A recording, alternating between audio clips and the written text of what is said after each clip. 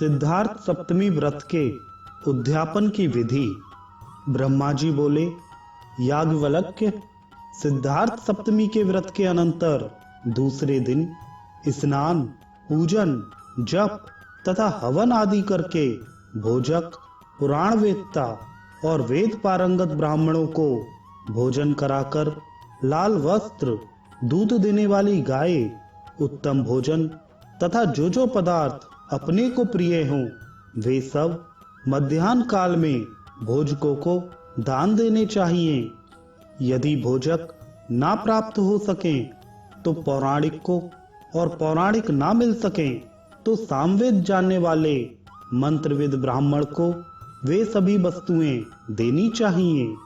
मुनि, यह सिद्धार्थ सप्तमी के उद्यापन की संक्षिप्त विधि है। इस प्रकार भक्ति पूर्वक 7 सप्तमी का व्रत करने से अनंत सुख की प्राप्ति होती है और 10 अश्वमेध यज्ञ का फल प्राप्त होता है। इस व्रत से सभी कार्य सिद्ध हो जाते हैं। गरुड़ को देखकर सर्प आदि की तरह कुष्ठ आदि सभी रोग इसके अनुष्ठान से दूर भागते हैं। व्रत नियम तथा तप करके 7 सप्तमी को व्रत करने से मनुष्य विद्या, धन, पुत्र, भाग्य, आरोग्य और धर्म को तथा अंत में सूर्य लोक को प्राप्त करता है।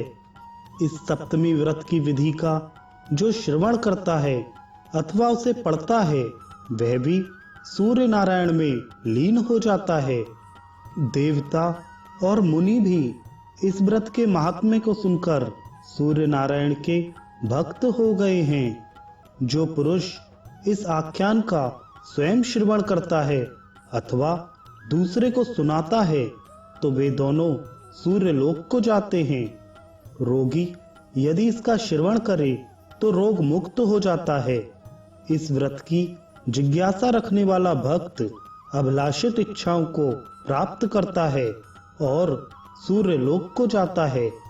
यदि इस आख्यान को पढ़कर यात्रा की जाए तो मार्ग में विघ्न नहीं आते और यात्रा सफल होती है। जो कोई भी जिस पदार्थ की कामना करता है वह उसे निश्चित प्राप्त कर लेता है। गर्भिणी स्त्री इस आख्यान को सुने तो वह सुखपूर्वक पुत्र को जन्म देती है। वंध्या सुने तो संतान प्राप्त करती है। याज्ञवल्क्य, यह सब कथा सूर्य नारायण ने मुझसे कही थी और मैंने आपको सुना दी। और अब आप भी भक्ति पूर्वक सूर्य नारायण की आराधना करें जिससे सभी पातक नष्ट हो जाएं। उदित होते ही जो अपनी किरणों से संसार का अंधकार दूर कर प्रकाश फैलाते हैं वे द्वादशात्मा सूर्य नारायण ही जगत के माता पिता तथा गुरु हैं। अदिति पुत्र भगवान सूर्य आप पर प्रसन्न हो।